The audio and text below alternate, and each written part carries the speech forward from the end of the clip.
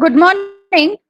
Let us take up another example in inverse Z transform. The question is x of z is equal to z into 2z minus 3 by 2 divided by z square minus 3 by 2z plus 1 by 2. So this is the given question. So for the ROCs are mod z less than 1 by 2. This is the first subdivision. Mod z greater than 1 and the third one, mod z is between 1 by 2 and 1. Okay. Now, since I have already told you, we have to rewrite it in the form of x of z by z. So that is the very first step which is being x of z divided by z is equal to, now the remaining terms are written as it is, 2z minus 3 by 2, z square minus 3 by 2z plus 1 by 2 is the denominator. Okay. Now, after writing, now we are factorizing the denominator. The denominator, which is z square minus 3 by 2z plus 1 by 2, is being factorized and written in this form, where 2 into z minus 1 by 2 into z minus 1. So these become the factors for the denominator. So you can verify this. So this is how we rewrite the denominator. After that, now we will use the traditional method of solving it by partial fraction expansion as I discussed. So x of z by z is equal to, so we can write it as a by, there are two factors, a by z minus 1 by 2. So that is the first term, plus b by z minus 1, which is the second factor. So accordingly, we will have to determine the two factors a and b. So how do we determine? So we will cross multiply a into z minus 1 plus b into z minus 1 by 2 is equal to the numerator. What is the numerator? 2z minus 3 by 2 divided by 2. This 2 also we have to consider. So when we take it and equate and solve for a and b, we will get a and b as 1 by 2 and 1 by 2 respectively. So you can just check the very simple approach. So cross multiply and equate it to the numerator term. So that happens to be 2z minus 3 by 2 divided by 2. We have to consider the constant. So that we have used. And now when we replace this a and b with their respective coefficients, the constants, it will become 1 by 2 into the first factor, first term was z minus 1 by 2 plus b was again 1 by 2 into 1 by z minus 1. So this was x of z by z. But to find the inverse, we need x of z. So let us put this z back to the numerator. So then we will, when we multiply it, we will have x of z is equal to 1 by 2. The z taken to the numerator will give z by z minus 1 by 2 plus 1 by 2. This is the coefficient, and z by z minus 1. So this is what we have arrived at x of z. This is no doubt x of z. We are still in x of z. But to find the inverse, we need x of n. We have to find out x of n. But the question says for a particular ROC. So they have given us three cases to consider and determine the ROC. So the first case was mod z less than 1 by 2. So when mod z is less than 1 by 2, what will be the inverse? So let us just check it out. For that, we will have to consider the x of z and first plot the z plane plot.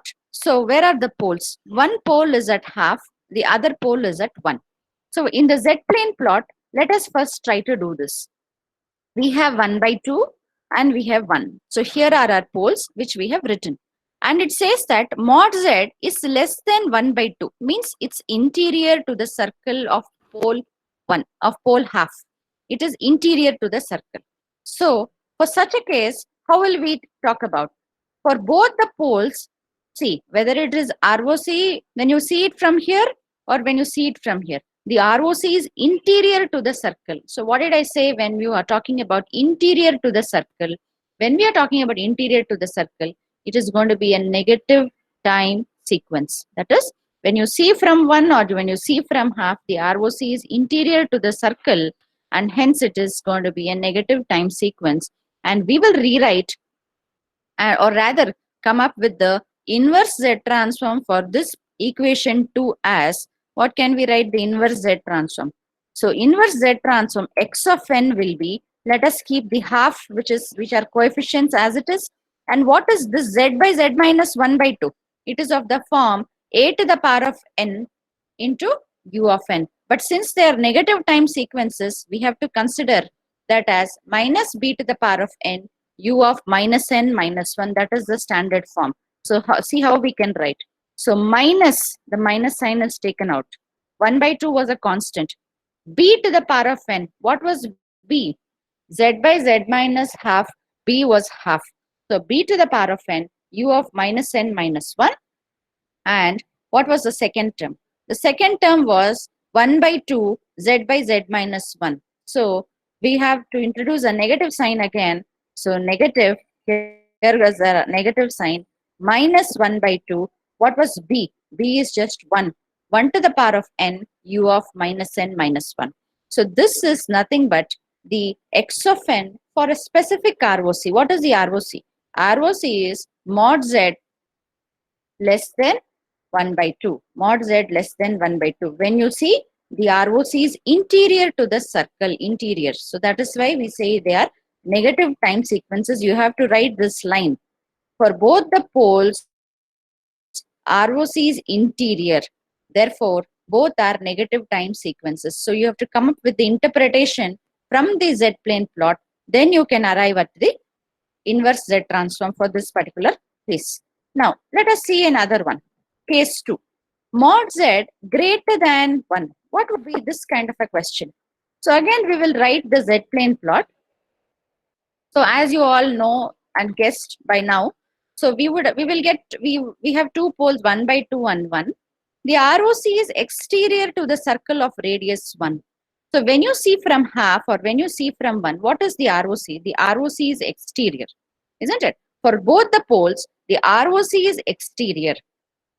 So when the ROC is exterior, what did I say? Yeah, when the ROC is exterior, it's going to be a positive time sequence, or rather we will multiply it by u of n. Okay, when it was interior, we multiplied by u of minus b to the power of n, u of minus n minus 1. In this case, it will be a to the power of n, u of n. So here, for both the poles, the ROC is exterior. Therefore, both the signals are positive time sequences. Now, how can we go about writing the inverse? So everywhere we will, after writing the interpretation, now come up with the inverse. What is the inverse? The inverse is very simple here. So 1 by 2 was the constant by partial fraction expansion, correct? And I had a term z by z minus half. So simply half was a. So a to the power of n into u of n. Plus, then other coefficient was 1 by 2 and it was z by z minus 1. So 1 to the power of n into u of n. So as good as this we can actually write it. So this is nothing but our x of n what we actually have. This is for the ROC mod z greater than 1. So when it is exterior to the circle of radius 1 of the for the pole 1. Now we have a third case which is of course bounded between 1 by 2 and 1. Now see the third case. The ROC is bounded between 1 by 2 and 1 as you all can see here. So in the Z-plane plot, we will have an angular ring. See, there we have two poles. One is half, one is 1. So the ROC is bounded between 1 by 2 and 1. Or it is an angular ring which is bounded between 1 by 2 to 1. So in such a case, what would be the ROC, what would be the inverse? So you can observe that. Now let us consider for two different kinds of poles. For the pole at half, what is the ROC? The ROC is exterior. For the pole at 1, the ROC is interior. So accordingly, we will rewrite the inverse for this particular question. So the description is accordingly. See, for the pole z is equal to 1 by 2, we have a pole z is equal to 1 by 2. The ROC is exterior. Don't you see the ROC exterior? When you stand at pole half, the ROC is outside or exterior. When you stand at pole 1, the ROC is interior. So when it is interior is a negative time sequence. When it is exterior, it's a positive time sequence. So accordingly, for these particular cases, we will be using the negative and the positive time sequence respectively. So x of n is equal to, for the pole at 1 by 2, that is z by z minus 1 by 2, it is exterior. So I'm using just u of n. For the pole at 1, it is interior. So I'll have to use minus b to the power of n into u of minus n minus 1. Hence the negative sign, and you have to use the negative time sequence u of minus n minus 1 in this particular question.